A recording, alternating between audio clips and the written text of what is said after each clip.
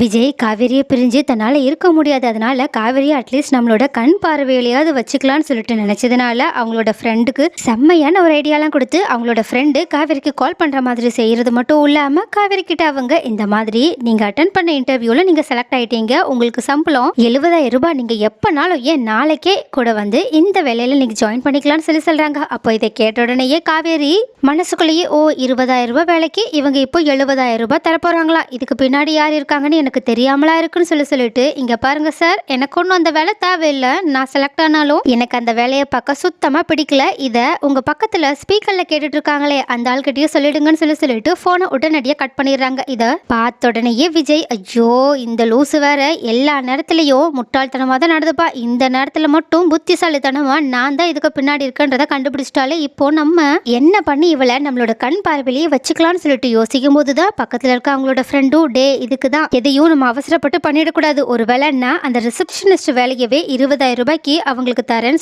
சொல்லியிருந்தா கூட அவங்களுக்கு இந்த சந்தேகம் வந்திருக்காது, அவங்க அசால்ட்டா இந்த வேலைக்கு வந்திருப்பாங்க, ஒரு வேலை உனக்கு சம்பளம் அவங்களுக்கு அதிகமா நான் கொடுக்கணும்னு சொல்லிட்டு ஆசை இருந்துச்சுன்னா நான் கொஞ்ச நாள் ஆக ஒரு மாசம் 2 மாசம் கேப்ல அதிகப்படுத்தி கொடுத்துருப்பேன், ஆனா நீ இப்படி பைத்தியக்காரத்தனமா கொடுத்த ஐடியாவால தான் நான் இந்த மாதிரி சொதப்பி வச்சுட்டுன்னு சொல்லிட்டு விஜயோ ஃப்ரெண்டு உரிமையோட திட்டிக்கிட்டு இருக்க. ஆனா விஜயோ, இப்ப முதல்ல திட்டத்தை நிறுத்திட்டு நான் எப்படி என் ஒய்ஃபை சமாதானப்படுத்திட்டு அவ கூட சேர்ந்து ஏதாவது ஒரு வேலையை பண்றதுன்னு மட்டும் சொல்லுன்னு சொல்றாங்க. இதை கேட்ட உடனே அவங்களோட ஃப்ரெண்டும், சரி என் மைண்ட்குள்ள ஒரு ஐடியா இருக்கு, நீ பேசாம உன்னோட கம்பெனிலேயே மேடம்க்கு ஒரு வேலையை வாங்கி கொடுத்துருன்னு சொல்றாங்க. இதை கேட்டுட்டு ஷாக்கான விஜயோ, டே அவ உன் கம்பெனிலேயே வேலை செய்ய மாட்டேன்னு சொல்லிட்டு இப்படி சண்டை போட்டுட்டு இருக்கா, போய் என் கம்பெனில போய் அவ வேலைக்கு சேருவாளான்னு கேட்க. ஆனா அவங்களோட ஃப்ரெண்டோ, இருடா முழுசா சொல்றத கேளு, நீ உன்னோட கம்பெனிக்கு தான் வேலைக்கு அவங்களை எடுக்கிறேன்னு சொல்லிட்டு சொல்லாத, இதுக்கு முன்னாடி எப்பவும் போல நீ எப்படி ஒவ்வொரு எம்ப்ளாயீஸை கான்ட்ராக்ட்ல மற்றவங்களோட கம்பெனி மூலயமா வேலைக்கு எடுப்பியோ அந்த மாதிரி இவங்களுக்குமே ஒரு இன்டர்வியூவை அரேஞ்ச் பண்ணி ஒரு போஸ்டிங்கை கொடுத்து வேலைக்கு எடுத்துக்கோ, எல்லாத்துக்கும் மேல அவங்களுக்கு நான் உன்னோட கம்பெனில தான் வேலை செய்ய போறோன்ற விஷயம் தெரியறதுக்கு முன்னாடியே ஒரு அக்ரிமெண்ட்ல மட்டும் சைன் போட வச்சிரு, கண்டிப்பா அவங்க அந்த அக்ரிமெண்ட்டை மீற முடியாத அளவுக்கு இருப்பாங்க, ஸோ அவங்களுக்கு உன்னோட கம்பெனில வேலை செய்யறதை தவிர வேற வழியே இருக்காதுன்னு சொல்றாங்க. இதை கேட்ட உடனேயே விஜய், இந்த ஐடியாலாம் கேட்க நல்லா தான் இருக்கு, ஆனா என்ன அக்ரிமெண்ட்டுக்கு எனக்கும் தான் சுத்தமா ஒத்து வராது, அந்த பிரச்சனையில தான் இப்போ நான் என் ஒய்ஃபை விட்டு பிரிஞ்சே இருக்கேன், அதனால வேற ஏதாவது ஐடியா இருந்தா சொல்ல.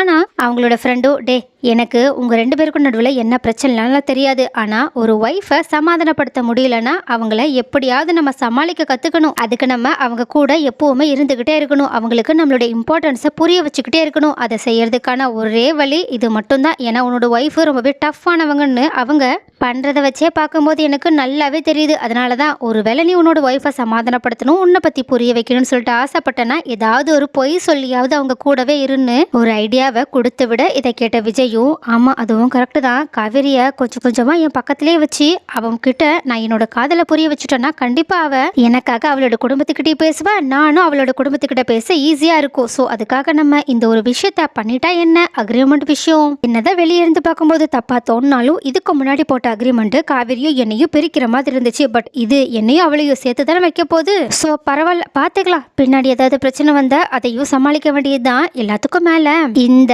அக்ரிமெண்ட் விஷயத்தை பத்தி என் ஃப்ரெண்டு சொன்னது கொஞ்சம் நல்லதாக தான் போச்சு, ஏன்னா ஏற்கனவே அவளுக்கு எம்டி பதவியை கொடுக்கறதுக்காக சில டாக்குமெண்ட்ஸ்லாம் நான் சைன் வாங்க வேண்டியது இருக்கு, அதில் மட்டும் நான் எப்படியாவது ஏமாத்தி காவேரியை சைன் போட வச்சுட்டேன், அவ்வளோதான், அதுக்கப்புறமா காவேரியோட குடும்பமும் சரி காவேரியும் சரி நான் எந்த சர்ப்ரைஸுக்காக இந்த மாதிரி ஒரு நிலைமையில வந்து நிற்கிறேன்றதையும் புரிஞ்சுப்பாங்க, நான் என் ஒய்ஃப் மேலே எவ்வளோ அன்பு வச்சிருக்கேன் எவ்வளோ காதல் வச்சிருக்கேன்றதையுமே புரிஞ்சுப்பாங்க, ஸோ இது ஒரு சூப்பரான ஐடியான்னு சொல்லிட்டு நினச்சிக்கிட்டு அவங்களுக்கு கீழே வேலை செய்கிற ஒரு ஆள் மூலயமா காவேரிக்கு கால் பண்ண வைக்கிறாங்க, அதாவது அவங்களோட ஃப்ரெண்டு மூலயமா காவேரியோட ரெசியூமை ஆல்ரெடி அவங்க வாங்கிட்டாங்க, ஸோ அது மூலயமா அவங்களுக்கு அவங்க காண்டாக்ட் பண்ணிட்டு இருக்காங்க. அதே மாதிரி இந்த பக்கம் காவேரியும் வேலை கிடைக்காததுனால கொஞ்சம் சோகமாக வீட்டில் உட்காந்துருக்க. அப்போ இதை பார்த்த காவேரியோட குடும்பத்தில் இருக்கவங்களும் கங்காவும், எதுக்காக காவேரி நீ தேவையில்லாமல் டென்ஷன் ஆகிட்டு இருக்கா, உனக்கு இப்போ வேலை கிடைக்கலன்னா எதுவும் பிரச்சனை இல்லை, உன்னோட திறமைக்கு எங்கேயாவது ஒரு வேலை உனக்காக காத்திருக்கும், ஆனால் அதை பற்றி நீ எதை பற்றி யோசிக்காம கவலையே படாமல் இரு, கண்டிப்பாக நானும் மாமாவும் இதுக்கு முன்னாடி எப்படி குடும்பத்தை சமாளிச்சோமோ அதே மாதிரி இப்பவும் சமாளிச்சுப்போன்னு சொல்றாங்க.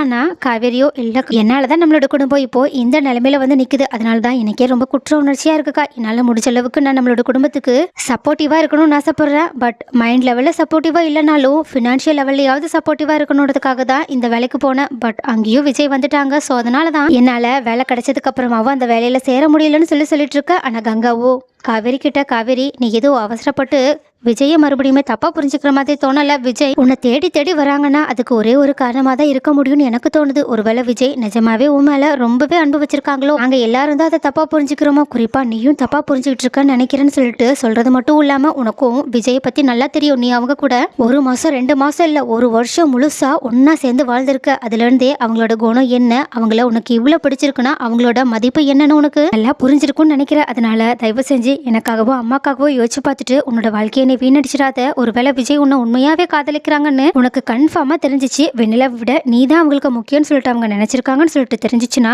தயங்காம என்கிட்ட வந்து சொல்லு. நான் அம்மாவையும் பாட்டியையும் எப்படியாவது ஏதாவது சொல்லி சமாளிச்சுக்கிறேன். ஏன்னா அவங்கள பொறுத்த வரைக்கும் இப்போதைக்கு அவங்க உன்னோட லைஃப்க்கு விஜய் சரியானவங்க இல்லைன்னு சொல்லிட்டு நினைக்கிறனாலதான் இப்படியெல்லாம் பண்ணிட்டு இருக்காங்க. ஒருவேளை விஜய் உண்மையாவே உன் மேல எவ்வளவு அன்பு வச்சிருக்காங்கன்னு சொல்லிட்டு அவங்களுக்கு தெரிய வந்துருச்சுன்னா கண்டிப்பா அவங்க உன்னோட லைஃப் நல்லா இருக்கணும்னு தான் நினைப்பாங்களே தவிர விஜயை விட்டு நீ வெளியே வரணும்னு யோசிக்க கூட மாட்டாங்கன்னு சொல்றாங்க. ஆனா காவேரியும் அக்கா எனக்கு அதெல்லாம் நல்லா புரியுதுக்கா, நானே ஒருவேளை வெண்ணிலா விட நான் தான் முக்கியம்னு சொல்லிட்டு விஜய் ஒரு வார்த்தை சொல்லட்டும், அவங்க கூடயே போயிடலான்னு தான் முடிவோட இருக்கேன். பட் அந்த வார்த்தை தான் அவங்களோட வாயிலேருந்து வர மாட்டேங்குது. அதனாலதான் எனக்கு இன்னுமே ஹர்ட்டிங்கா இருக்குன்னு சொல்லிட்டு கண் கலங்கி நின்றுட்டு இருக்கா. அப்போ இதை பார்த்துட்டு கங்காவும் அவங்களுக்கு ஆறுதல் சொல்லிட்டு இருக்காங்க. ஆனா அப்ப பார்த்து கரெக்டா விஜய் அவங்களோட ஃப்ரெண்டு மூலயமா காவேரிக்கு கால் பண்ண வச்சது மட்டும் இல்லாம இந்த மாதிரி ஒரு வேகன்சி இருக்கு, அதுக்கான இன்டர்வியூ நடக்க போது, நீங்க நாளைக்கு வந்தா கொஞ்சம் நல்லா இருக்குன்னு சொல்ல இதை கேட்ட உடனே காவேரி ரொம்பவே சந்தோஷப்படுறாங்க. இருந்தாலும் ஒருவேளை இதுக்கு பின்னாடி விஜய் இருப்பாங்கன்னு சொல்லிட்டு கொஞ்சம் டவுட்டோட, ஆமா உங்களோட பேர் என்ன அப்படின்னு கேட்க உடனே அவங்களும் கொஞ்சம் திக்கி திணறி இதை கேட்பாங்கன்னு நான் எதிர்பார்க்கவே இல்லைன்னு சொல்லிட்டு ஏதோ ஒரு பேரை சொல்லி விடுறாங்க. இதை கேட்டதுக்கு அப்புறமாவும் காவேரிக்கு அவங்க மேல என்னதான் சந்தேகம் வந்தாலும் இன்னொரு பக்கம் பினான்சியலாவும் உதவி பண்ணணும், நம்மளோட குடும்பத்துக்கு நம்மளால முடிஞ்ச அளவுக்கு நம்ம ஏதாவது ஒரு ஹெல்ப் பண்ணணுன்றதுக்காக சரிங்க நான் நாளைக்கு இன்டர்வியூக்கு வந்துடுறேன்னு சொல்லிட்டு சந்தேகத்தோடயே சொல்லிட்டு போனை கட் பண்ணிடுறாங்க.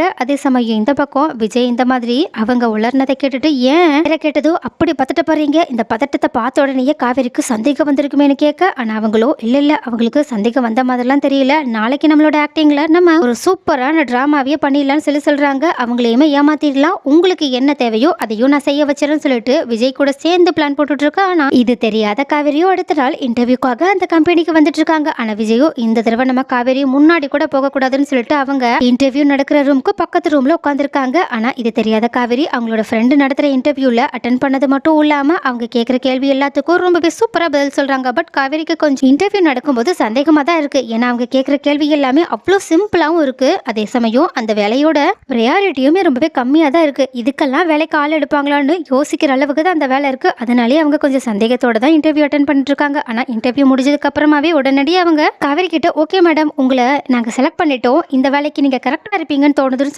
சொல்லிட்டு நம்ம சேலரி டிஸ்கஸ் பண்ணிடலாம்னு சொல்லிட்டு அந்த சேலரியை டிஸ்கஸ்லாம் பண்ணி முடிச்சுட்டு நீங்க இந்த அக்ரிமெண்ட்ல மட்டும் சைன் பண்ணணும், இதுல சைன் பண்ணிட்டீங்கன்னா நீங்க நாளையில இருந்து வேலைக்கு வந்துடலான்னு ஒரு 4-5 பேப்பரை காவேரி முன்னாடி எடுத்து வைக்கிறாங்க. உடனடியாக அந்த பேப்பர் எல்லாத்தையுமே படிக்க ஆரம்பிச்ச காவேரியோ பக்கத்து ரூம்ல விஜய் இருக்கிறது தெரியாததுனால ரொம்பவே பொறுமையா உட்காந்து ஒன்னொன்னா படிச்சுட்டு இருக்காங்க. ஆனா இதை பக்கத்து ரூம்ல கேமரா மூலயமா வாட்ச் பண்ணிட்டு இருக்க விஜயோ ஐயோ லாஸ்ட் பேப்பரை மட்டும் படிச்சுட்டா அவ்வளவுதான் நம்மளோட பிளான் மொத்தமும் அம்பேல் ஆகிடுமேன்னு சொல்லிட்டு அவங்களோட ஃப்ரெண்டு கிட்ட கால் பண்ணி சரி ஏதாவது ஒரு காரணத்தை சொல்லிட்டு சீக்கிரமா அவங்க கிட்ட சைன் வாங்கிட்டு வெளியே வாங்கன்னு கூப்பிட உடனே ஒரு 2 பேப்பர் படிச்சு முடிச்ச காவேரி கிட்ட சரி மேடம் சீக்கிரமா சைன் பண்ணுங்க, எனக்கு வெளியே ஒரு மீட்டிங் இருக்கு அங்க நான் போயே ஆகணும்னு சொல்லிட்டு உடனடியா எந்திரிக்க உடனடியா காவேரியும் 2 பேப்பர்ல படிச்சதை வச்சு சரி இந்த வேலைக்கு இதெல்லாம் கரெக்டா தான் இருக்குன்னு சொல்லிட்டு உடனடியா அந்த 4 பேப்பர்ஸ்லயும் சைன் பண்ணிடுறாங்க. அப்பதான் அந்த ஃப்ரெண்டுக்கு ரொம்பவே திருப்தியா இருக்கு. அதுக்கப்புறமா தான் அவங்க அந்த இடத்த விட்டு கிளம்பி போறாங்க. ஆனா அந்த ஃப்ரெண்டு காவேரி கிட்ட சரி மேடம் நீங்க நாளைக்கு இந்த அட்ரஸ்க்கு வந்துருங்கன்னு சொல்லிட்டு விஜயோட ஆபீஸ் அட்ரஸை கொடுத்து விடுறாங்க. இதை பார்த்துட்டு ரொம்பவே ஷாக்கான காவேரியும் இந்த ஆபீஸ்க்கா நீங்க இன்டர்வியூ எடுத்தீங்கன்னு சொல்லிட்டு கேட்க அப்ப கரெக்டா பக்கத்து ரூம்ல இருந்து செம்ம மாசா உள்ள வந்த விஜயும் ஆமா காவேரி இதுக்கப்புறமா நீ நம்ம கம்பெனியோட எம்டி அப்படின்னு சொல்லிட்டு காவேரி கடைசியா போட்ட பேப்பரோட